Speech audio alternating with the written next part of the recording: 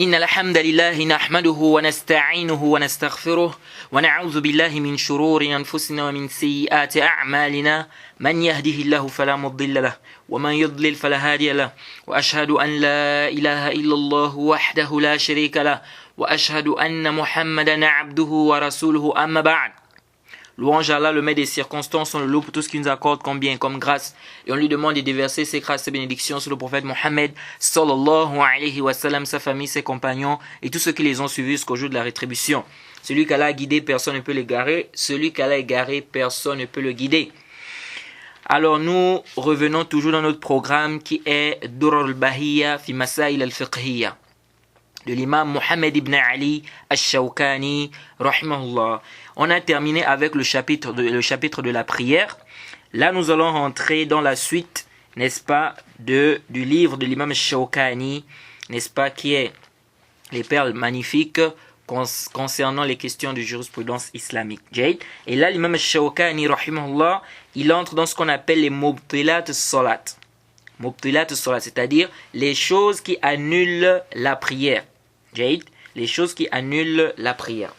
Alors l'imam al-Shawkani nous dit ici, rahimahullah, il dit tubtilu as-salat bil kalam wa bi ishtighal bima laysa minha wa bi tark shart aw rukn amdan.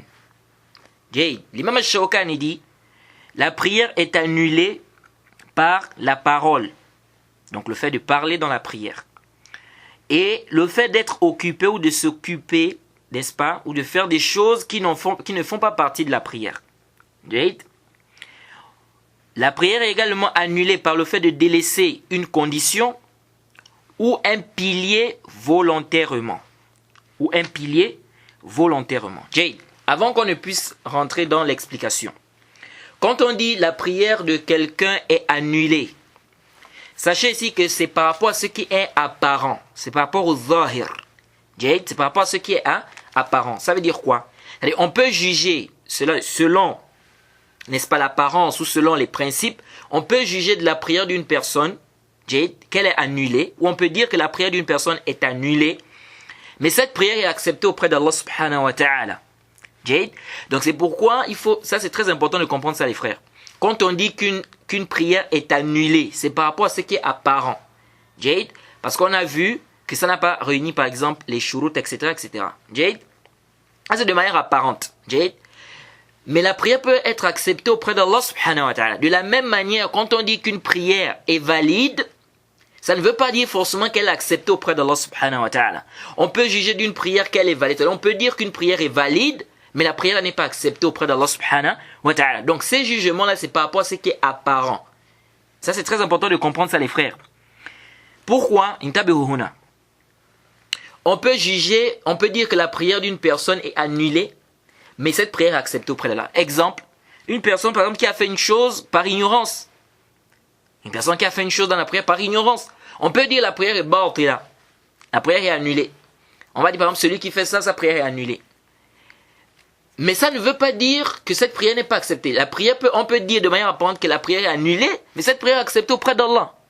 Donc Allah subhanahu wa ta'ala peut excuser la personne, par rapport à ça, parce que la personne a fait cette prière-là par ignorance, mais il accepte. Mais nous, de manière apparente, on a jugé quoi? On a jugé que la prière, elle est nulle. Comme celui qui avait mal fait sa prière, Moussi salat. Il a mal fait sa prière. Le prophète lui a dit, Irji' fa salli fa innaka lam tusalli. On a vu ce hadith quand on a parlé du chapitre de la prière, la description de la prière. Le prophète a dit Irji' fa salli fa innaka lam tusalli. Irji' fa salli fa innaka lam tusalli. Combien de fois? Près de 3 fois. Mais est-ce que le prophète Mohammed sallallahu alayhi wa sallam lui a demandé de reprendre toutes les prières qu'il avait faites avant cet acte-là? Parce que c'est comme ça qu'il priait, c'est comme ça qu'il avait l'habitude de prier. Mais le prophète lui a demandé de reprendre cette prière-là, mais les autres prières qu'il a eu à faire, est-ce que le prophète Mohammed sallallahu alayhi wa sallam lui a demandé de reprendre toutes ces prières-là? Là. Donc on peut juger d'une prière, on peut dire que la prière elle est batila, mais cette prière est acceptée auprès d'Allah subhanahu wa ta'ala. De la même manière aussi, on peut dire qu'une prière est valide, mais elle est batila, c'est-à-dire elle n'est pas acceptée auprès d'Allah subhanahu wa ta'ala. C'est-à-dire elle est valide, mais on voit qu'elle est valide parce qu'elle a réuni les conditions.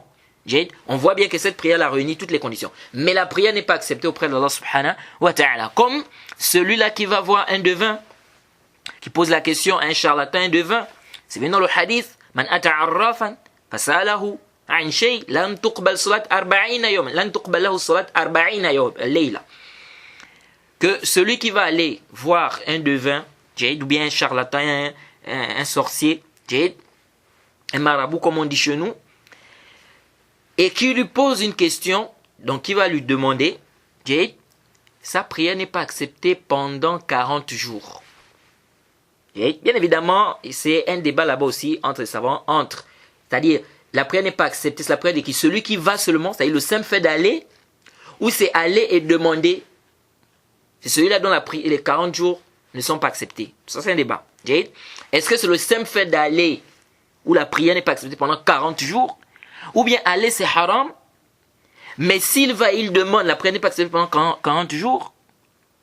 Ou c'est juste le fait de poser la question, d'aller poser la question, c'est ce qui fait en sorte que la prière n'est pas acceptée pendant 40 jours. Bien évidemment, ça c'est dans les koutoub de croyance, c'est pas notre débat ici. C'est juste un exemple que je veux vous apporter ici pour vous faire comprendre que quoi? Qu'on peut dire qu'une prière est valide, mais elle n'est pas acceptée auprès d'Allah. Comme celui-là qui est parti, qui a posé la question au devin ou au charlatan. Sa prière n'est pas acceptée pendant 40 jours. Mais est-ce que celui dont la prière n'est pas acceptée pendant 40 jours, s'il fait sa prière, fait ses ablutions, il réunit toutes les conditions, cette prière-là, elle n'est pas valide, elle est valide. Sa prière n'est pas annulée. Il a fait les ablutions, il a réuni les conditions, les shurut, tout. C'est-à-dire, il a fait la prière comme elle se doit. Cette prière-là, on dit qu'elle est valide. Mais est-ce qu'elle est acceptée auprès d'Allah? Non, elle n'est pas acceptée. Pourquoi? Parce qu'il est allé il a posé la question au charlatan. Donc ici, là, faites attention ici. Faites très attention ici. Quand on dit que la prière est annulée, quand on dit que la prière est valide, ça c'est le hukm qu'on donne par rapport au fiqh, c'est-à-dire hukm fiqhi. Maintenant, auprès d'Allah, ça peut être accepté comme ça peut ne pas être. C'est-à-dire, on peut dire qu'elle est valide, mais Allah n'accepte pas cette prière. On peut dire aussi que la prière est batil par rapport au hukm fiqhi, mais Allah subhanahu wa ta'ala accepte cette prière. Pourquoi c'est une erreur? C'est une erreur et beaucoup de gens tombent dans ça. Vous voyez? Et souvent, ça arrive même quand on parle parfois, on parle en utilisant ce langage-là. Mais en réalité, c'est pas ça. Quand tu poses la question, c'est une erreur quand tu poses une question à un savant ou à un talib, n'est-ce pas, où tu veux connaître le hukm par rapport à ta prière, c'est une erreur de dire est-ce que ma prière est acceptée ou pas? Tu ne dois pas dire ça. Est-ce que ta prière est acceptée ou pas? Non, c'est pas nous. C'est-à-dire, nous, on ne peut pas te dire si ta prière est acceptée ou pas auprès d'Allah. Allah subhanahu wa ta'ala, c'est lui qui sait. Parce que ça, c'est un truc qui a un rapport avec le monde invisible. C'est-à-dire, l'acceptation de ta prière, c'est Allah qui sait s'il a accepté ta prière ou pas. Donc, tu ne dois pas demander, Yacher, j'ai fait ça dans la prière, ma prière est acceptée ou pas? Non, tu dois dire quoi? Tu dois plutôt dire, ma prière est valide ou pas? J'ai fait ça. Est-ce que ma prière, là, elle est sahiha ou elle n'est pas sahiha? Mais là, est-ce qu'elle est maqboula ou elle n'est pas maqboula? Ça, c'est Allah qui sait si elle est maqboula ou pas. Elle est acceptée ou pas, c'est Allah qui sait si ta prière est acceptée. Ça, c'est de manière spécifique. Donc, quand toi, ici, tu as fait quelque chose dans ta prière, tu veux connaître le hukm, tu dois plutôt demander, est-ce que ma prière, elle est valide ou pas? Elle est correcte ou pas? Maintenant, on te donne la sentence par rapport au principe, n'est-ce pas, de la religion. On te dit, oui, ta prière est correcte, ta prière est valide. Maintenant, est-ce qu'elle est acceptée auprès d'Allah? Ça, c'est une autre question.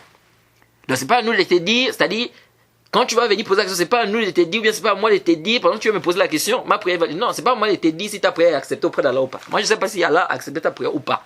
Moi, ce que je peux te dire, c'est ta prière, est-ce qu'elle est correcte ou elle n'est pas correcte par rapport aux preuves. Maintenant, l'acceptation, ça, c'est Allah. Comme je viens de vous prendre l'exemple ici de celui qui va poser la question, un charlatan.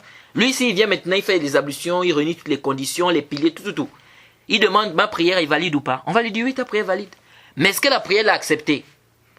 Elle ne sera pas acceptée parce qu'il a fait quoi? Il a fait quelque chose qui fait en sorte qu'Allah subhanahu wa ta'ala n'accepte pas sa prière pendant 40 jours. Donc nous, par exemple, on peut ne pas savoir cette chose-là.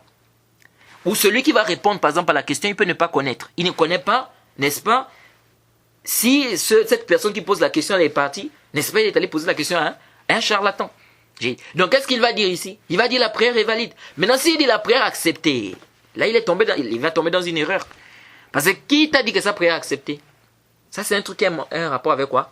Avec le monde invisible. Donc, ici, venir parler d'acceptation, Jade, ou de non-acceptation de la prière de quelqu'un, on dit non. Ici, nous, on parle ici de validité.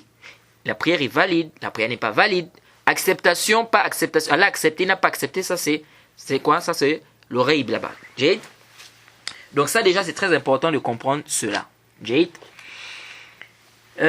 Donc ici, le cheikh, il a dit, qu'est-ce qui annule? Il a commencé par quoi? La parole. Il a commencé par quoi? La parole. C'est venu dans le Sahihain, le hadith de Zayd ibn Arqam. Il dit ceci, radiyallahu anhu, il dit kunna natakallam fi s-salat. Kunna natakallam fi s-salat. يتكلم الرجل منا صاحبه حتى نزلت وقوموا لله قانتين فأمرنا بالسكوت ونهينا عن الكلام. Hadith dans Bukhari Muslim. Le hadith de Zayd ibn Arqam. Il nous dit, on parlait dans la prière. L'un parlait à son compagnon. Jusqu'à ce qu'Allah subhanahu wa ta'ala a fait descendre le verset où il dit, et tenez-vous debout devant Allah avec humilité. Il dit, on nous a ordonné de se taire et on nous a interdit de parler. Donc, il est interdit de parler dans la prière. C'est haram. Bien qu'au début de l'islam, c'était permis. Parce que qu'est-ce qu'il dit ici, Zayd ibn Arqam? Il dit, on parlait. On parlait dans la prière. L'un parlait à l'autre. Donc, l'un pouvait par exemple dire à l'autre, bon, tu as laissé le livre que je t'ai... Ok, d'accord. Tu as laissé le stylo, tu as laissé le livre que je t'ai donné là où? Tu as laissé le stylo, par exemple. Donc, c'était permis. Hein? C'était permis. Ou bien l'autre dit, bon, on se voit tout à l'heure, après la prière, on se voit. Ils sont dans la prière, ils sont en train de parler. Ils sont dans la prière. Il dit à l'autre, bon, tout à l'heure, après la prière, on se voit. Mais il est dans la prière. C'était pas interdit au début. Mais le compagnon nous dit quoi? Il dit, après, qu'est-ce qui s'est passé? Allah subhanahu wa ta'ala a fait descendre, et tenez-vous debout devant Allah avec humilité. Et il dit quoi? Il dit quoi le compagnon? Il dit, on nous a ordonné de nous taire, et on nous a interdit de parler, ou bien on nous a interdit la parole. Donc, il est interdit de parler dans la prière. Alors, de ce hadith, et d'autres aussi, un hadith où le prophète a dit aussi qu'Allah vous a quoi? Allah vous a interdit de parler dans la prière. Ce hadith, il y a aussi un hadith qui est venu comme ça dans les Sunan Abi Daoud. Que nous ne devons pas parler dans la prière. Plutôt, nous ne devons pas parler dans la prière. Alors, de ces hadiths, les savants ont pris de ces hadiths l'interdiction de parler dans la prière et l'annulation de la prière de celui qui parle dans la prière. C'est-à-dire, celui qui parle dans la prière, sa prière est annulée. Sa prière est annulée. Et ça, il y a un consensus des savants là-dessus. Nous ne connaissons pas une divergence des savants sur cette question. Que celui qui parle dans la prière volontairement, sa prière est batila. Sa prière est annulée. Quelqu'un peut dire, mais on avait déjà dit, dans certains de nos cours, on a parlé de ça. On a dit, le simple ordre, ou bien la simple interdiction, on ne peut pas tirer de là l'annulation de l'acte. Pourquoi ici on dit que c'est annulé? Nous disons tout simplement ceci. Premièrement, parce que c'est d'abord, on ne connaît aucune divergence là-dessus. On ne connaît pas un savant qui a dit que celui qui parle dans la prière, sa prière n'est pas annulée. Ça c'est un. Deuxièmement, on peut aussi dire que l'interdiction, je crois qu'on a déjà parlé de ça dans certains de nos cours, on n'est pas rentré en détail. Parce que ça c'est une question en fait usuliya. C'est une question usouli, c'est-à-dire qui a un rapport avec les fondements de la jurisprudence islamique. À quel moment l'interdiction implique l'annulation de l'acte? C'est un long débat entre les savants de usul là-bas. Nous on ne va pas rentrer dans ça. Mais ici, nous disons que les savants ne connaissent pas une divergence entre les savants sur le fait que quoi? Que celui qui parle dans la prière, ça annule sa prière. Car le prophète Mohammed sallallahu alayhi wa sallam nous a interdit, Allah nous a interdit de parler dans la prière. Et comme je vous ai dit, on peut aussi dire que l'interdiction implique l'annulation. Parce que ici, ce n'est pas interdit de parler de manière générale, mais c'est interdit de parler à ce moment-là, donc le moment de la prière. Donc ici, ça veut dire que si on l'interdit à ce moment-là, ça veut dire quoi ici? Ça veut dire ici que faire cette interdiction-là qui est précise, à un moment bien précis, un acte, c'est-à-dire dans un acte bien précis, faire cette interdiction-là, faire cette chose-là, ça annule l'acte. Jade. Et comme je vous ai dit, ça c'est une question qui est traitée dans les fondements de la jurisprudence islamique, donc usul al-fiqh. Jade. Et nous, on ne va pas rentrer dans tout ce tafsir-là parce que ce n'est pas le débat ici. Jade. Maintenant ici, il y a une mas'ala. Nous avons une question ici. On a dit, parler dans la prière de manière volontaire, ça annule la prière. Jade. Donc quelqu'un est dans la prière, hein, il dit à quelqu'un, attends-moi, dans 5 minutes, j'arrive là. Ça annule la prière. Jade. Volontairement comme ça annule la prière. Maintenant, quelqu'un qui parle dans la prière, mais pour un intérêt, est-ce que sa prière a annulé? Pour un intérêt comment? Un exemple, l'imam est en train de diriger la prière. L'imam se trompe. L'imam se trompe dans la prière. Jade, est-ce qu'il est permis à celui qui est derrière de dire, par exemple, si par exemple l'imam, au lieu de prier 4, n'est-ce pas, il a prié combien? Il a prié 3. Est-ce que quelqu'un a le droit de dire, tu as prié 3? Est-ce que quelqu'un a le droit de... Par exemple, l'imam, ou bien on fait le tasbih, on dit à l'imam, Subhanallah. L'imam n'arrive pas à se retrouver. Subhanallah. L'imam ne se retrouve pas. Jade, on dit Subhanallah, Subhanallah, il ne se retrouve pas. Est-ce que quelqu'un a le droit de dire, tu as oublié le rukou', ou bien tu as oublié le sujoud, tu as oublié le deuxième sujoud, ou bien tu as prié 3 rakats, il est dans la prière. C'est permis ou c'est pas permis? Parce que ça, c'est pour un intérêt ici. C'est pas une parole comme ça, c'est une parole pour un intérêt, l'intérêt de la prière. Est-ce que sa prière est annulée, oui ou non? Ici, il y a une divergence. Jade, il y a une divergence des savants sur cette question. Il y a des savants qui ont dit, ça n'annule pas la prière. Jade, donc l'imam se trompe par exemple. Il est permis, si c'est pour l'intérêt de la prière, de lui dire, il s'est trompé à quel niveau? Il s'est trompé à quel niveau? Donc il dit, c'est pour un intérêt de la prière. Leur dalil, le dalil, c'est quoi le dalil? Il s'appuie sur quoi ces savants-là? Les savants qui ont dit ça disent qu'il a été rapporté du prophète dans le Sahih, le hadith de Zuliadain, c'est-à-dire lorsque le prophète Mohammed sallallahu alayhi wa sallam s'était trompé dans la prière. Le compagnon, il y a un compagnon qui a parlé. Il a demandé au prophète, mais ô messager d'Allah, la prière a été diminuée ou bien tu as oublié? Et le prophète a parlé. Il a dit, qu'est-ce qui s'est passé? J'ai pas oublié. La prière n'a pas été diminuée. Ils ont dit, donc tu as oublié. Parce que tu as prié 2 rakats. Au lieu de 4. Alors, et le prophète a demandé aux autres compagnons, il a dit, c'est vrai ce qu'il dit? Ils ont dit, oui, effectivement. Et le prophète a complété la prière. Alors, ils disent quoi dans ce hadith? Le hadith, il est connu, vous le connaissez. Ils disent qu'ici, là, ils ont parlé. Mais la prière n'était pas encore terminée. Parce que la prière, c'était 4 rakats. Ils n'ont fait que 2. Donc la prière n'était pas terminée. Mais ils étaient en train de parler. Donc ils disent que c'est-à-dire, ils ont parlé, la prière n'était pas terminée. Donc ça prouve quoi?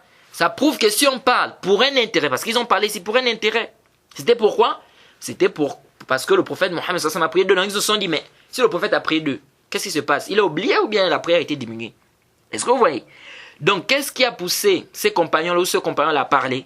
C'est pour l'intérêt de la prière. Jade?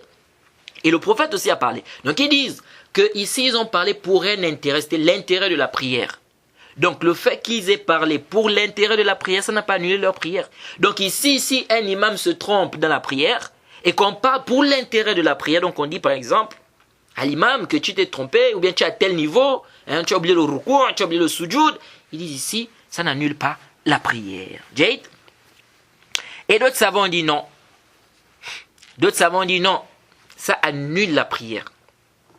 Ça annule. C'est-à-dire, parler dans la prière, même si c'est pour l'intérêt de la prière, ça annule la prière.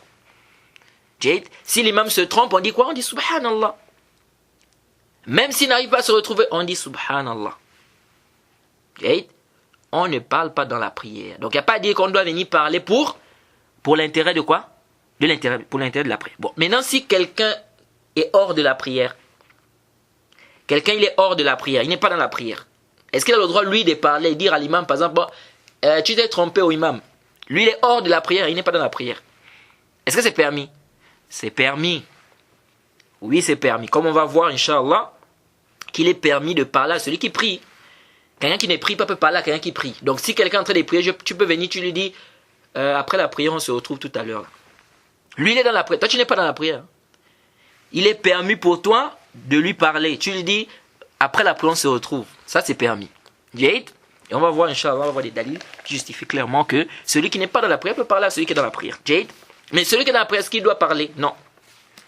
Donc ici, on dit quoi? On dit, c'est pas permis. L'avis qui est juste, l'avis des savants qui ont dit, c'est pas permis de parler même pour l'intérêt de la prière. Pourquoi le dalil? C'est venu dans le Sahihain, hadith Bukhari et Muslim, que le prophète Mohammed sallallahu alayhi wa sallam a dit, Man nabahu shay fi salatihi falyusabbih fa innama tasfiqu lin-nisa.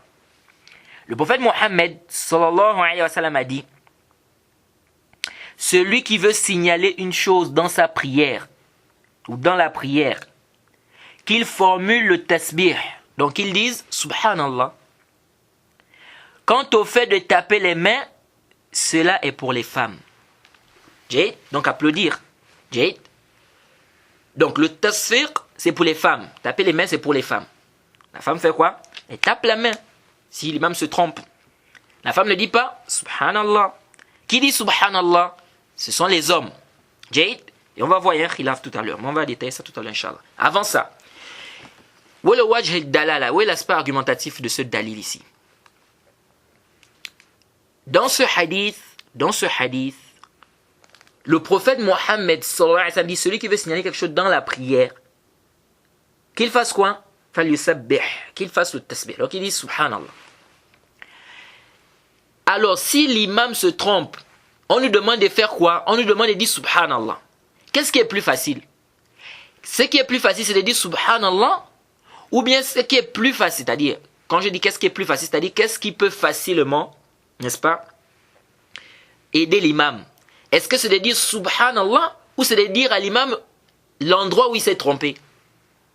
Qu'est-ce qui peut plus aider, qu'est-ce qui peut facilement aider l'imam? C'est de lui dire que tu t'es trompé à tel endroit, ou bien c'est de dire subhanallah. Quand on dit subhanallah, on peut dire subhanallah et l'imam ne sait pas où est-ce qu'il s'est trompé.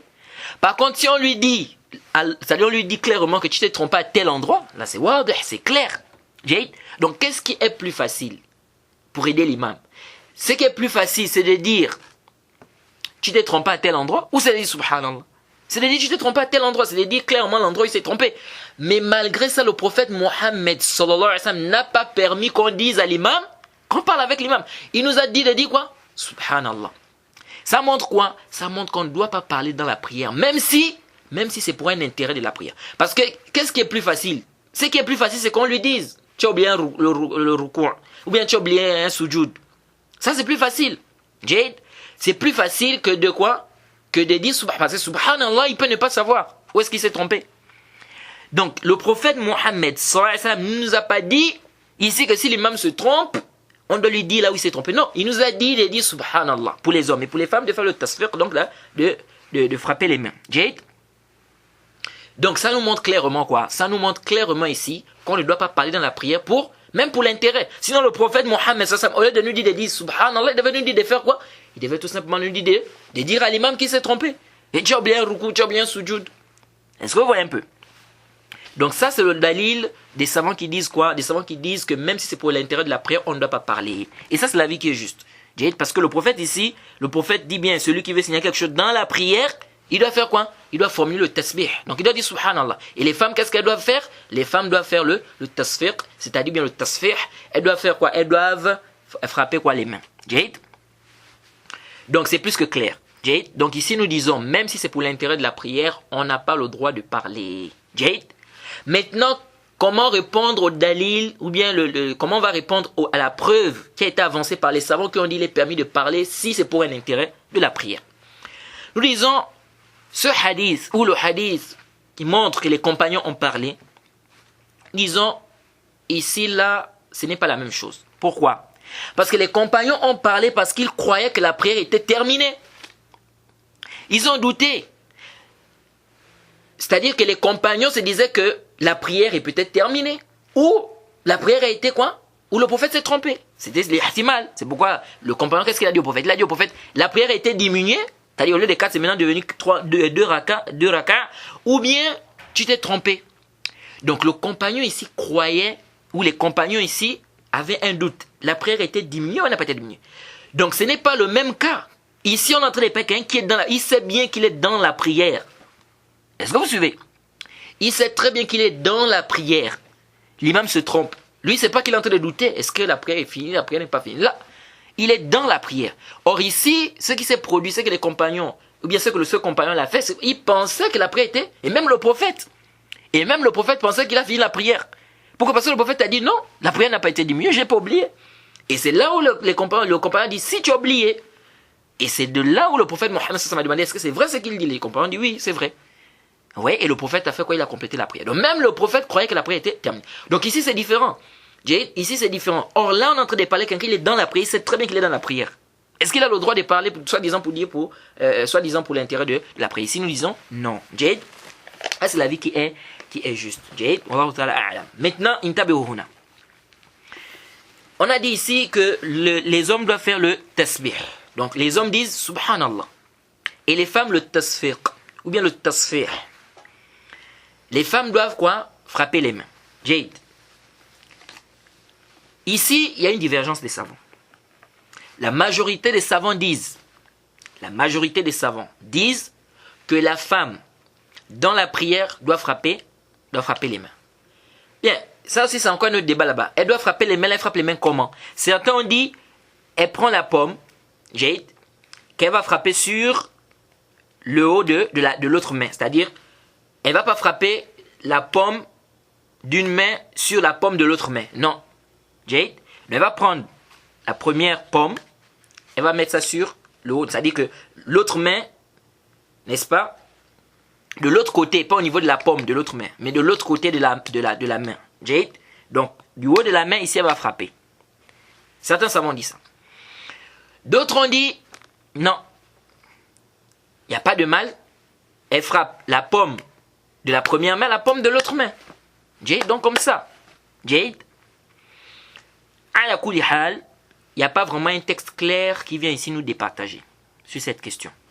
Jade, bien qu'il y ait un khilaf sur est-ce que le tasfih et le tasfiq, ça a le même sens ou pas, on va parler de ça tout à l'heure, Inch'Allah. Mais bref, ici, il n'y a pas vraiment un texte. Jade, c'est pourquoi le cheikh Ibn Uthaymin, rahimahullah, il dit la question elle est large. Jade. Donc si la femme frappe comme ça, donc c'est-à-dire les deux pommes, ou qu'elle prenne la première pomme et frappe au-dessus de l'autre côté de la main, de l'autre main, Jade, donc pas au niveau de la pomme, ici aussi il n'y a pas de mal. Jade, parce qu'il n'y a pas vraiment un texte sarih, clair qui vient nous départager sur cette question. Jade. Alors revenons au tasfih ou le tasfiq pour les femmes, c'est-à-dire le fait de frapper les mains. Il y a un khilaf. La majorité des savants disent que la femme, elle fait le tasfiq, ou bien le tasfih, donc elle va faire quoi? Elle va frapper les mains, dans la prière, si l'imam se trompe. L'imam Malik, il dit non. L'imam Malik dit non. L'imam Malik dit non, il dit quoi? Il dit la femme aussi, elle doit dire subhanallah dans la prière. Il n'y a pas de différence. C'est-à-dire l'homme et la femme disent subhanallah si l'imam se trompe. Il n'y a pas à dire quoi? Il n'y a pas à dire que la femme elle va faire le tasfiq et les hommes ils vont faire quoi? Et les hommes ils doivent dire subhanallah. Que ce soit des femmes, que ce soit les hommes, tous ils doivent dire subhanallah. Si l'imam se trompe. Jade? C'est-à-dire qu'il n'y a pas de différence à faire ici. Le dalil, les Malikis se sont appuyés sur quoi pour dire ça? Ils te disent ceci. Il a été rapporté concernant la prière du Koussouf, prière de l'éclipse, que Asma a vu les gens en train de prier. Et elle a demandé à Aïcha, mais qu'est-ce qui se passe? Qu'est-ce qui se passe? Et on dit qu'Aïcha a fait le tasbih, elle a dit subhanallah. Et après elle a demandé, c'est un signe, Aya, elle a fait signe de la tête. C'est-à-dire oui, naam. Ils ont dit ici, là, Aïcha a fait quoi? Elle a fait le tasbih. On a vu le hadith, le prophète a dit, celui qui veut quoi? Celui qui veut faire, n'est-ce pas? Il veut signaler une chose dans la prière, qu'il formule le tasbih. Ils disent voilà. Aïcha ici a dit subhanallah. Ça nous montre que même les femmes, elles doivent faire quoi? Elles doivent faire le tasbih, c'est-à-dire elles doivent dire subhanallah. Elles ne doivent pas faire le tasfiq, c'est-à-dire frapper les mains. Et ils disent quoi? Ils disent dans le hadith, le prophète a dit Man nabahu shay fi salatihi. Falyusabbih. Le prophète a dit celui qui veut signaler une chose dans sa prière, qu'il formule le tasbih. Ils disent, le prophète a dit man, celui, ça englobe les hommes et les femmes. Ça c'est parmi les qaïd des savants de usul, les savants des fondements de la jurisprudence islamique. Le man, quand on dit quiconque, celui, ça englobe, c'est-à-dire c'est général. Ça englobe, c'est général. Donc ça veut dire que ce soit des hommes, que ce soit les femmes, puisqu'on a dit man, celui. Donc pourquoi on veut venir restreindre aux hommes? Donc, ils disent que le hadith ici il est général. Donc que ce soit des hommes, que ce soit les femmes, ils doivent dire subhanallah. Que ce soit des hommes ou des femmes. Maintenant la suite du hadith, parce qu'il y a la suite du hadith. Comment les Malikiya répondent à la suite du hadith? Parce que le hadith a dit celui qui veut signaler quelque chose dans sa prière, qu'il formule le tasbih. Mais le prophète a dit à la suite, il a dit quant au fait de taper les mains, cela est pour les femmes. Comment alors ils répondent à ça? Quant au fait de taper les mains, cela est pour les femmes. Ils disent ceci. Ils disent quand le prophète a dit quant au fait de taper les mains, cela est pour les femmes. Il dit ça ne veut pas dire ici que les femmes doivent taper les mains. Non. Ici c'est quoi? C'est en fait le prophète est en train de réprimander. Le prophète est en train de réprimander. C'est-à-dire que ça c'est l'acte que les femmes font. C'est-à-dire les femmes ont l'habitude de faire. Donc le prophète dit de ne pas faire ça dans la prière en fait. Donc c'est comme si le prophète était en train de dire que les femmes font ça. Ne faites pas ça dans la prière. Est-ce que vous suivez? Donc quand le prophète a dit quand on fait de taper les mains, cela est pour les femmes, il dit ici c'est pas une permission aux femmes de faire ça. Non, c'est une réprimande. Le prophète est en train de réprimander ici. C'est comme si le prophète est en train de nous dire que ça c'est un acte que les femmes font. Laissez ça, ne faites pas ça dans la prière. Si quelqu'un veut signaler quelque chose dans la prière, il doit dire quoi? Il doit dire subhanallah. Donc il doit formuler le tasbih. Est-ce que vous suivez? Est-ce que vous voyez un peu l'istidlal, l'argumentaire des Malikiya?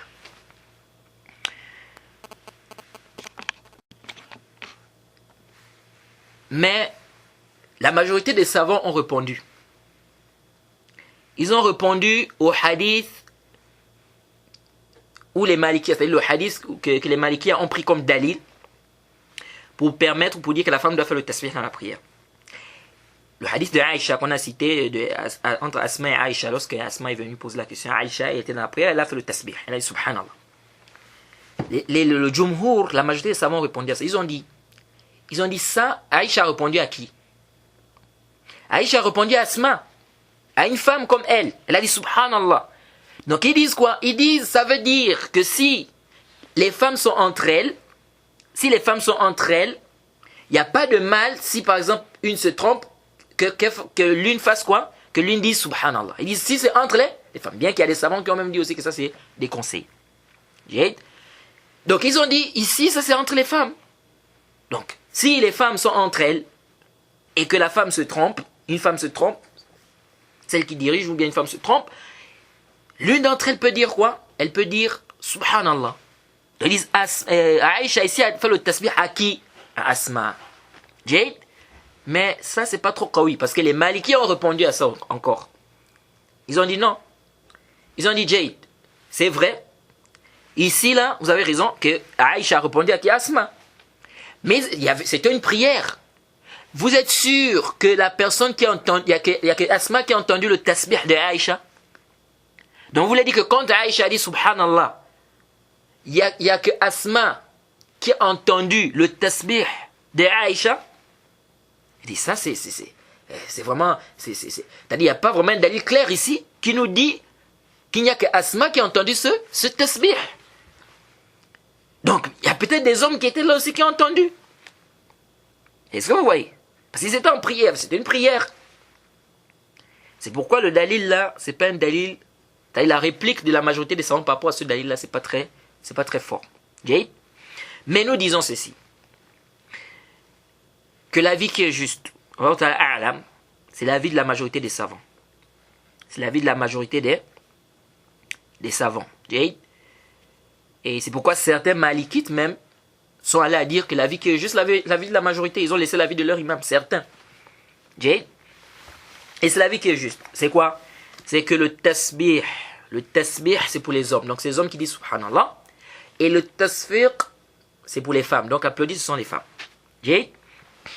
Pourquoi nous avons une version qui est venue dans le Sahih al-Bukhari.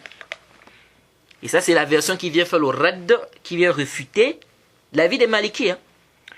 Le prophète Mohammed sallallahu alayhi wa sallam, dans la version de Bukhari, le prophète a dit Man nabahu shay fi salatihi falyusabbih.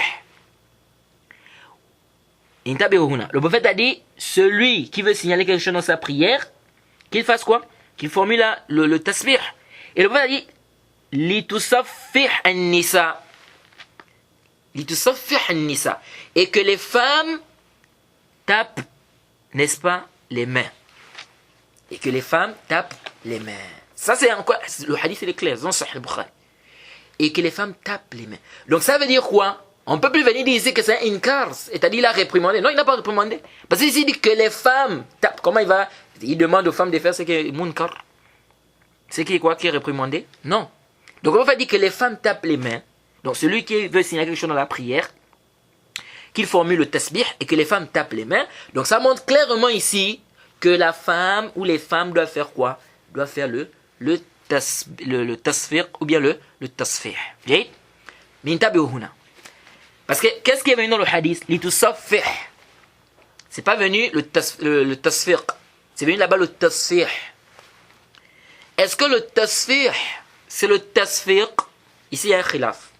Bien que Ibn Hazm il est allé à dire qu'il n'y a pas de divergence des savants entre le tasfih et le tasfiq.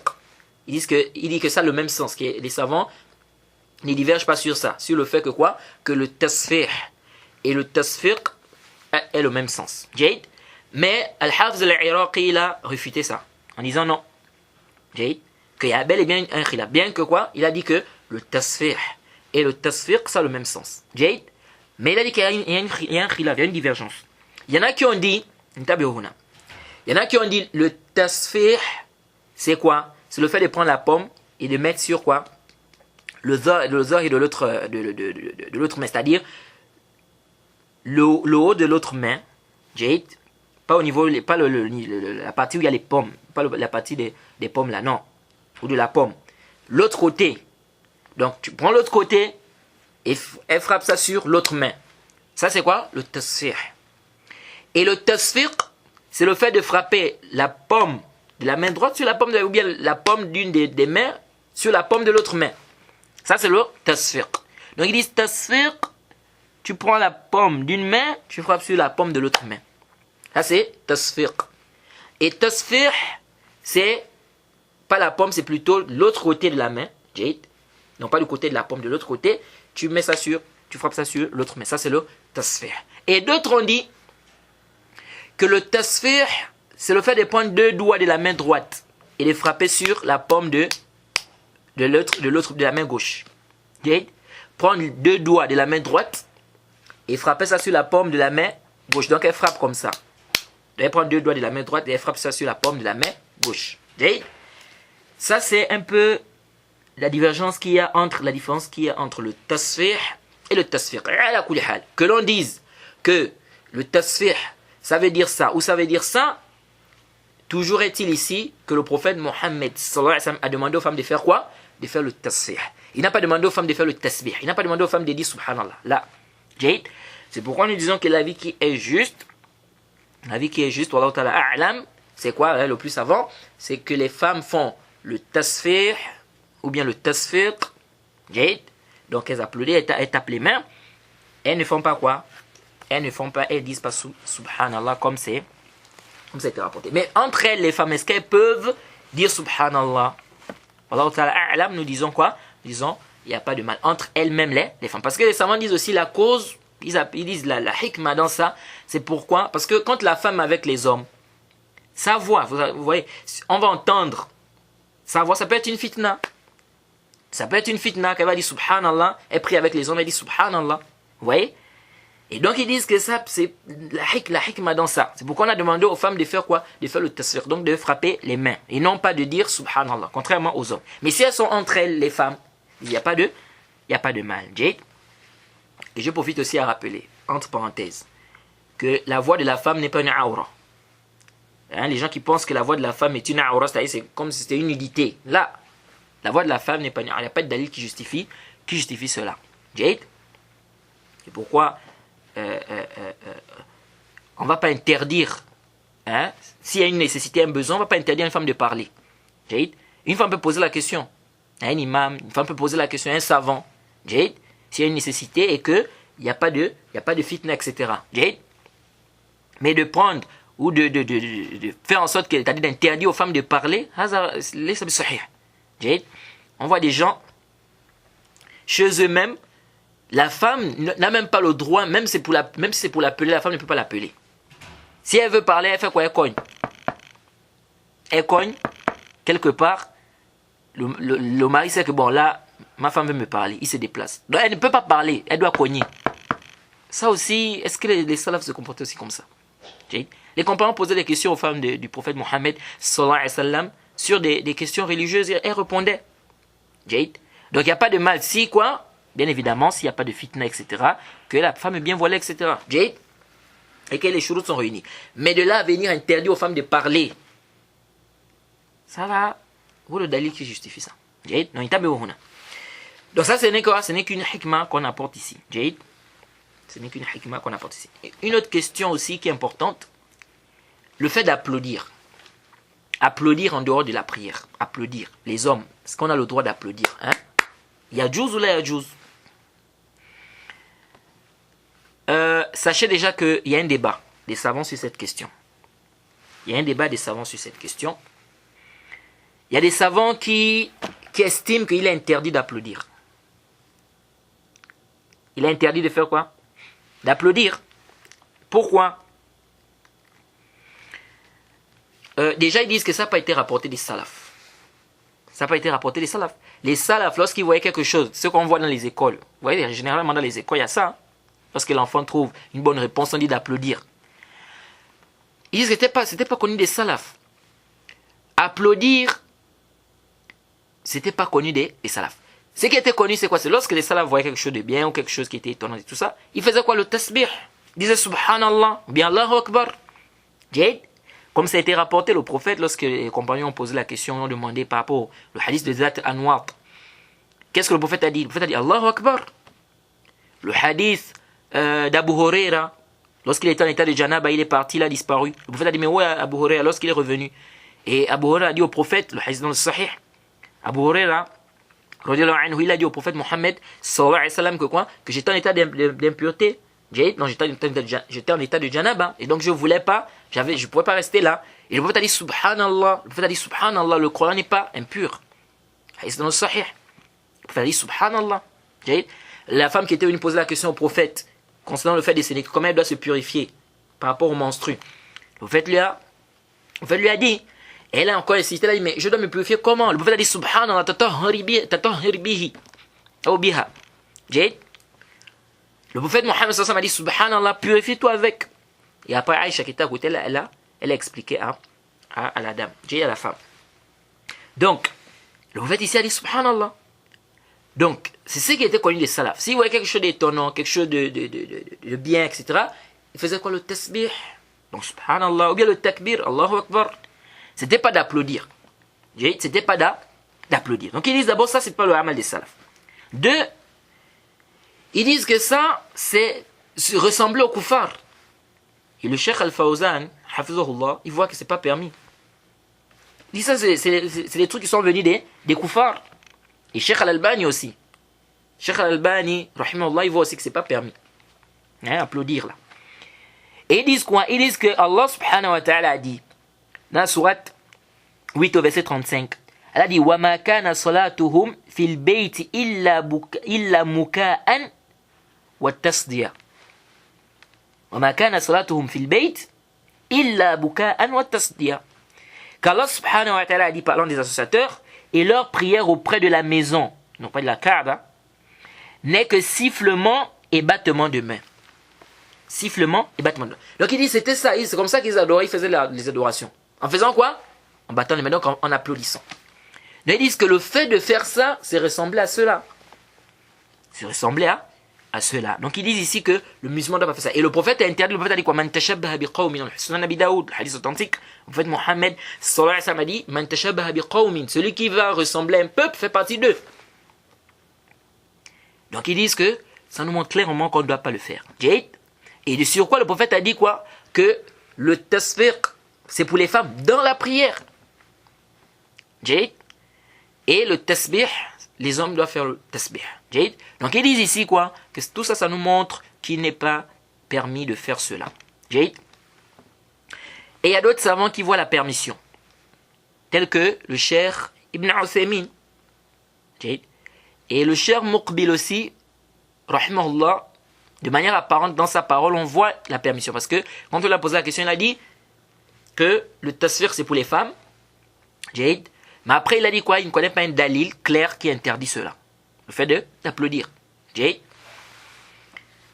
Donc ce qui fait que ici, et ceux qui ont dit que c'est permis disent quoi? Ils disent en fait le hadith qui a dit que le tasbih c'est pour les hommes, le tasfiq c'est pour les femmes. Ils disent que ça c'est dans la prière.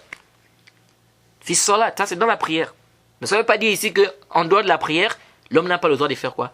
Les hommes n'ont pas le droit, par exemple, d'applaudir. Et ils disent que concernant le verset ici ne nous parle pas ici de l'interdiction. Mais ça nous parle de quoi? Ça nous parle d'un hal. Allah subhanahu wa ta'ala nous explique, n'est-ce pas, ce que les associateurs faisaient. Mais ça ne veut pas dire ici qu'on doit tirer de là une interdiction. Le mieux, c'est de s'écarter de ça. Et le mieux, c'est de s'écarter de ça. Et de faire quoi? De faire ce qui était connu des salafs. Subhanallah, si quelque chose t'étonne, tu dis Subhanallah. Allahu Akbar. Mais quant au fait d'applaudir, on dit le mieux c'est de s'écarter, de sortir de cette divergence. Wallahu ta'ala a'lam. Donc ici, on récapitule. Celui ou parler dans la prière volontairement, ça annule la prière. Parler dans la prière pour l'intérêt de la prière, certains savants ont dit que ça n'annule pas la prière, tel que l'imam Aouza'i, l'imam Malik dans une version, l'imam Ahmed aussi. Et on a rappelé ils se sont appuyés sur quoi? On a aussi répondu à cela. Et la majorité des savants disent que ça annule. La majorité des savants, donc le reste des savants, la majorité donc, ils disent quoi? Ils disent que ça annule la prière, même si c'est pour l'intérêt de la prière. Et c'est la vie qui est juste. Une autre mas'ala ici. Là on a dit celui qui parle volontairement. Maintenant celui qui parle par ignorance, sa prière est annulée ou pas? C'est-à-dire il ne savait pas que c'était interdit de parler dans la prière. Il a parlé. Là par exemple dit un frère, attends-moi. Il ne savait pas que c'était interdit. Est-ce que ça annule sa prière? Oui ou non? Ici il y a une divergence des savants. Certains savants disent que sa prière est nulle. Celui qui parle par ignorance dans la prière est nulle. Ils ont dit qu'il n'y a pas de différence entre celui qui parle en connaissance de cause et celui qui parle par ignorance. Celui qui parle en connaissance de cause, sa prière est batil, sa prière est batil, elle est annulée. Et celui qui parle par ignorance, sa prière est annulée. Mais ce qui est juste, la vie qui est juste, c'est la vie de l'imam Shafi'i et de certains Hanabila. Qui dit quoi? Que celui qui parle dans la prière par ignorance, sa prière n'est pas annulée. Sa prière est valide. Sa prière est valide. Donc celui qui parle par ignorance dans la prière, nous disons que sa prière est valide. La prière n'est pas annulée. Le dalil, c'est venu dans le Sahih Muslim, le hadith de Muawiyah ibn Hakam. Il y a un homme qui a éternué dans la prière. Ils étaient dans la prière. Hein? Un homme a éternué dans la prière. Il a dit Alhamdulillah. Il a dit quoi? Alhamdulillah. Et lui, il lui a dit Yarhamukallah. Vous savez, quand quelqu'un éternue, on doit lui dire quoi? Yarhamukallah. Lui, il doit dire quoi au début? Il doit dire Alhamdulillah. Il y a une version qui a dit, on peut même dire Alhamdulillah ala kulli hal. C'est une version qui est aussi venue authentique. Et beaucoup de gens ne savent pas ça. Elle est authentifiée par le Cheikh Al-Albani. Une version authentique où le prophète a dit qu'on peut dire Alhamdulillah ala kulli hal lorsque tu éternues. Et celui qui est à côté, qui écoute, qu'est-ce qu'il dit? Il dit Yarhamukallah. Mais si celui qui éternue ne dit pas Alhamdulillah, est-ce qu'on doit lui dire Yarhamukallah? Non. On ne lui dit pas Yarhamukallah. On dit Yarhamukallah à celui qui fait quoi? Celui qui dit Alhamdulillah. Jade. Bon, maintenant, est-ce que c'est fort de Kifaya ou bien fort de Aïn? Ça, c'est un autre débat là-bas. Nous, c'est pas ce qui nous intéresse ici. Jade. Et aussi, je rappelle que si quelqu'un fait ça 3 fois, on ne doit plus lui dire Yarhamukallah. Parce que là, c'est maintenant la maladie, comme le prophète a dit. Jade. Là, c'est maintenant la maladie. Jade. On voit déjà, il éternue 5 fois, 6 fois. Hein? Il fait que dire Alhamdulillah et les gens ne font que lui dire Yarhamukallah. Non. La sunna, c'est pas ça. 3 fois là, c'est fini là. Jade, on ne doit plus lui dire quoi? On ne doit plus lui dire Yarhamukallah. Parce que là, maintenant, c'est la maladie. Jade, là, c'est la grippe. Il est grippé. Certainement. Jade. Donc, ici, et ça, c'est même le dalil qui montre qu'il est permis dans la prière de dire Alhamdulillah. Beaucoup de gens ne savent pas ça. Si tu éternues dans la prière, c'est permis. Il est permis pour toi de dire Alhamdulillah. Mais intabi'uhuna. Tu dis ça quand? Ce qui prouve ça, c'est ce hadith d'abord. Déjà, même ce hadith prouve. Parce qu'il a dit Alhamdulillah dans la prière. Et on va voir que le prophète Mohammed sallallahu alayhi wa sallam a réprimandé. Mais il n'a pas réprimandé celui qui a dit Alhamdulillah, non. Il a réprimandé qui? Celui qui a dit Yarhamukallah à l'autre. Donc de là, on tire la permission pour celui qui est terminé dans la prière de dire Alhamdulillah. Et c'est pas ça seulement le seul dalil. Le hadith qui est dans le Sahih. Hadith de Abu Bakr Siddiq. Abu Bakr Siddiq, lorsque le prophète, à la fin de sa vie, lorsqu'il était malade, Abu Bakr a dirigé les gens. Quand le prophète est arrivé, Abu Bakr a fait quoi? Il a dit Alhamdulillah. Il a même levé les mains, il a dit Alhamdulillah. Il était dans la prière. Le prophète n'a pas réprimandé cela. Donc ça montre qu'il est permis de dire Alhamdulillahi pour celui qui éternue dans la prière, même si dans la prière. Mais bien évidemment, comme dit le Cheikh Al-Albani, rahimahullah, tu ne dois pas dire ça pendant qu'il est même en train de lire. Pendant qu'il est même en train de lire, tu ne dis pas Alhamdulillah si tu éternues. Pourquoi? Parce que Allah subhanahu wa ta'ala a dit quoi? Wa idha quri'a al-Qur'an fastami'u lahu wa ansitu la'allakum turhamun. Si on lit le Coran, taisez-vous, écoutez-le. Jade, afin qu'on vous fasse miséricorde. Donc ça nous montre quoi ici? Ça nous montre, on nous a interdit de parler lorsqu'on lit le Coran. Donc si l'imam est en train de lire, toi tu ne dois pas quoi? Tu ne dois pas dire Subhanallah. Pardon, Alhamdulillah. Si tu as fait quoi? Si tu éternues. Jade. Par contre, tu peux le dire par exemple dans le soujud. Jade. Tu peux le dire par exemple dans le soujud. Jade. Donc, il n'y a pas de mal, ou même quand tu es dans le tashahhud, tu éternues, tu dis Alhamdulillah. Ça, il n'y a pas de mal. C'est permis de le faire dans la prière. Alors, dans ce hadith, il a dit Alhamdulillah. La personne a éternué, il a dit Alhamdulillah. Et qu'est-ce qui s'est passé? Le compagnon a dit Yarhamukallah. Et les autres compagnons, qu'est-ce qu'ils ont fait? Ils étaient en train de le regarder. Comme pour lui dire que mais, tu es dans la prière. Qu'est-ce que lui il a fait? Il a dit Malakum. C'est-à-dire, qu'avez-vous à me regarder comme ça? Et les compagnons faisaient que le regarder, c'est-à-dire comme pour dire que mais, tu es dans la prière. Et lui, il faisait que dire, mais pourquoi vous me regardez comme ça? Qu'avez-vous à me regarder comme ça? Et là, il est en train de faire quoi? Il ne fait que parler. Quand il est dans la prière comme ça, qu'avez-vous à me regarder comme ça? Il est en train de faire, il fait quoi là? Il parle. Il parle dans la prière. Il voit comment les autres sont en train de le regarder. Et donc lui, il dit, mais pourquoi vous me regardez? Il parle comme ça, il dit, pourquoi vous me regardez? Qu'avez-vous à me regarder? C'est-à-dire, qu'avez-vous à jeter vos regards sur moi comme ça? Et après la prière, qu'est-ce que ce compagnon a dit? Il dit, je n'ai pas vu un enseignant meilleur que le prophète Mohammed sallallahu alayhi wa sallam, ou bien un enseignement meilleur que l'enseignement que le prophète Mohammed sallallahu alayhi wa sallam a donné. Il dit, ma ra'aytu ahsan ta'aliman minhu. Il n'a pas vu un enseignement meilleur que celui-là. Il dit, ma darabani wa ma shatamani. Il dit, il ne m'a pas frappé. Il ne m'a pas insulté. Regardez, hein. Le compagnon dit, le prophète Mohammed sallallahu alayhi wa sallam, il ne m'a pas frappé. Il ne m'a pas insulté. Qu'est-ce que le prophète a dit? Le prophète a dit, ceci est la prière. Inna hazi salat la yasluh fiha shay min kalami nas wa inma huwa at-tasbih wa at-takbir wa qira'atu al-Qur'an. Le prophète a dit,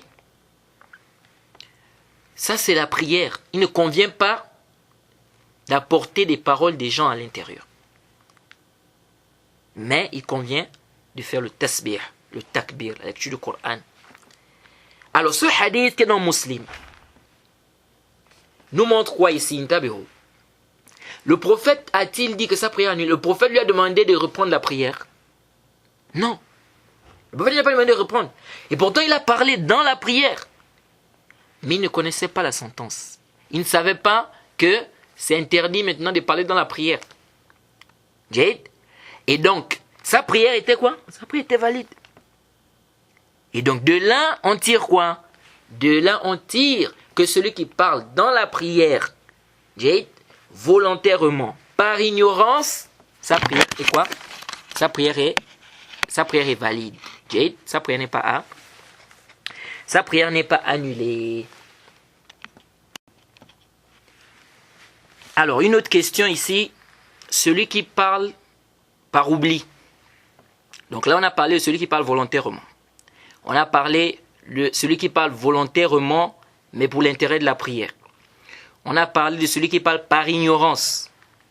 Il parle volontairement par ignorance. Maintenant, celui qui parle par oubli. Donc, il a oublié. Et il a parlé comme ça. Sa prière est annulée, oui ou non? Là aussi, il y a une divergence. L'imam Malik, l'imam Shafi'i, et une version de l'imam Ahmed, et l'imam Nawawi a dit que c'est l'avis de la majorité des savants, ils disent que ça n'annule pas la prière. Ils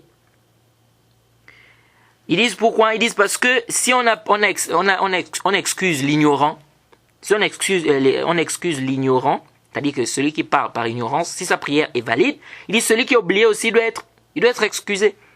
Celui qui est oublié aussi dans la prière doit être. Donc, ils disent de la même manière que la prière de l'ignorant est valide, et on a vu le texte, n'est-ce pas, de Muawiyah ibn Hakam. Ils disent sa prière est valide parce qu'il ne connaissait pas. Ils disent la même chose celui qui oublie. Celui qui oublie aussi, qui parle dans la prière par oubli, sa prière est quoi? Sa prière n'est pas annulée. Et Ibrahim al-Nakha'i, qui fait partie des Tabi'in, et Qatada, et l'imam Ahmed dans une version, ils disent que la prière est nulle. Ils disent quoi? Que la prière est nulle. Celui qui parle par oubli dans la prière, sa prière est batila. Elle est nulle. Parce qu'ils disent que les textes n'ont pas fait cette exception-là. Mais l'avis qui est plus proche, Allah est le plus savant, c'est l'avis de la majorité des savants. Que la prière n'est pas nulle. La prière n'est pas nulle. Celui-là qui est ignorant, qui a parlé dans la prière, sa prière n'est pas nulle. Zuliadain, lorsqu'il a parlé, quand le prophète a prié 2 rakats au lieu de prier 4, il a parlé. Donc ici on dit, celui qui parle par oubli, ou celui qui parle par ignorance dans la prière, sa prière n'est pas gaspillée. Ça c'est l'avis qui est plus proche, Allah est le plus savant. Bien que la masse Allah, elle est quand même, la divergence elle est quand même forte. Donc on va s'arrêter ici. Pour ce cours. Et Inch'Allah, le cours prochain va continuer. On est toujours dans les choses qui annulent la prière. Et ensuite on va rentrer dans sur qui la prière est-elle obligatoire. Parce qu'après l'imam Shawkani, il va nous parler de ça, sur qui la prière est-elle obligatoire. Mais on n'a pas fini, on est toujours sur les choses qui annulent la prière. Donc, le cours prochain, nous allons revenir sur cela, sur les choses qui annulent la prière, parce qu'on n'a pas fini. Et puis, on va voir si on peut attaquer la suite, n'est-ce pas, sur qui la prière est obligatoire, ou bien sur qui la prière est-elle obligatoire. Et puis, pourquoi pas clôturer ça et rentrer dans la suite qui est les prières surérogatoires. Donc, on s'arrête ici. On demande qu'Allah nous facilite, qu'Allah nous concerne la religion. Wa subhanaka Allahumma bihamdik wa ashhadu an la ilaha illa anta astaghfiruka wa atubu ilayk.